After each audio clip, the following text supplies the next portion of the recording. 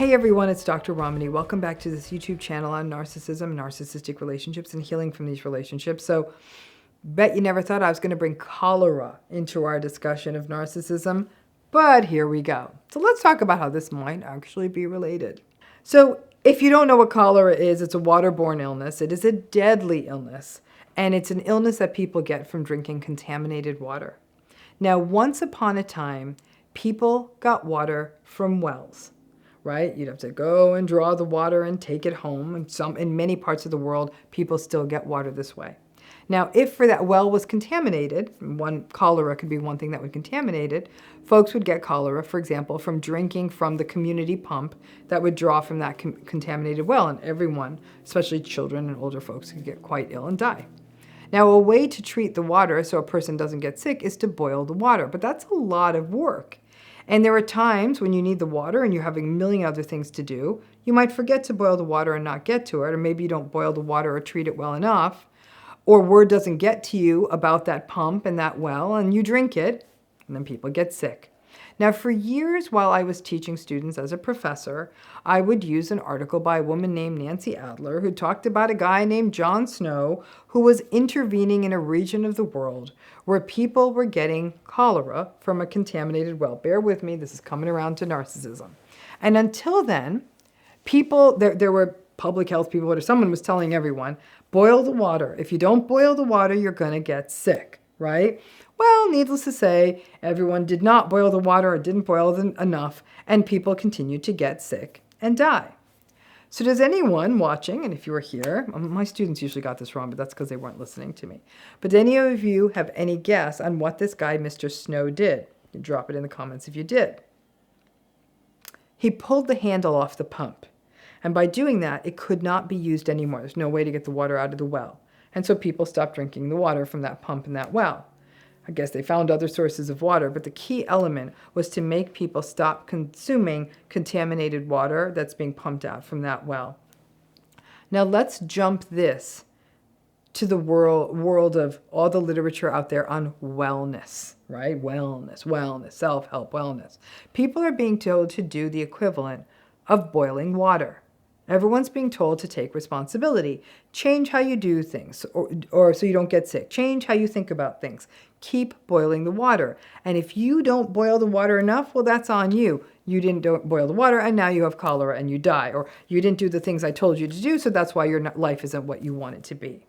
Now, this is even more pronounced in the relationship literature, where people are told to do things like communicate differently, set boundaries, express gratitude, turn towards another person, tell them you love them more, have empathy, be kind, be patient, smile, on and on. I guess all of those things could work, but they wouldn't work if you are in a narcissistic relationship. There is no amount of gratitude that you can express, no amount of boundaries you can set. There's no ways you could look at them, no number of ways you could look at them to make such a relationship, a narcissistic relationship, balanced or healthy. But people are told, figure it out. It's a relationship. Do the work. There are things you can do. So we keep trying them. It's our equivalent of boiling the water. We know we're getting sick from these relationships, that something isn't right, and we're told again and again, take the responsibility yourself. Boil the damned water. So in a narcissistic relationship, boiling the water is the many ways that you keep or kept trying to get it as right as possible, as if that was possible. The apologies, the excuses, the self-blame, the trying harder, the trying to be perfect. And yet we all know pretty regularly that we're not going to get everything perfect. And those times we don't read their minds or respond exactly the right way. Well, that's the equivalent of not boiling the water, and so we get sick. In this scenario, the doctor who came in and fixed the situation, he pulled the handle off the pump. Why? So people would stop using the pump and pulling the water out of that well. And that was really the only way to ensure that people would not drink the water. Putting the onus on the people to boil it was never going to work. It never does work. People would still get sick. So if taking the handle off the pump worked, what's the equivalent of taking the handle off the pump when it comes to narcissistic relationships.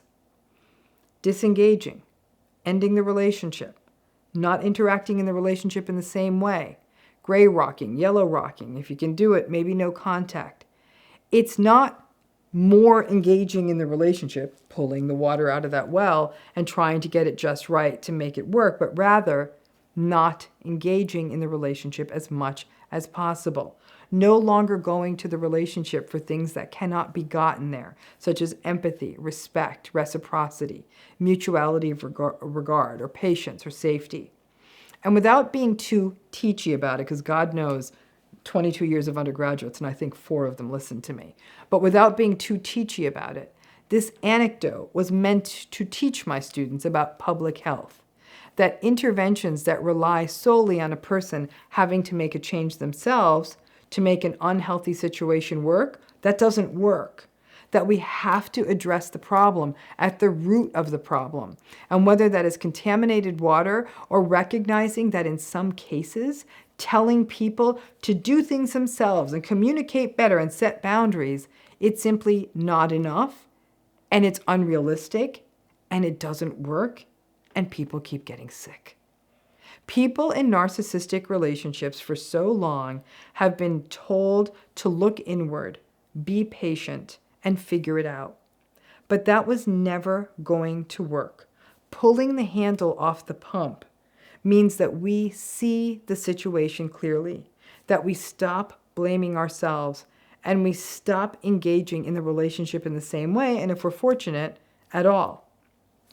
It's taking the world a while to recognize that the toxicity and abuse and aggressiveness of these relationships is, in fact, a public health crisis. But we can learn from this, right? Understand that narcissistic relationships are about understanding context, and that years or lifetimes of trying to fix yourself didn't move the needle. The one thing we can take responsibility for is to see these relationships clearly and make the choice to interact with them differently. But the one thing we can't do is keep really putting people in harm's way and asking them to just keep doing the equivalent of boiling the water. Obviously, the best thing in the world would be to eradicate cholera, but in this case, for the narcissistic folks, would be eradicating narcissism. Not only is that not going to happen, it keeps getting worse. I have to say the situation's getting worse and worse all the time. So we're going to have to learn how to live with cholera. And the best way to do that is try not to pump from the contaminated wells. Thanks again.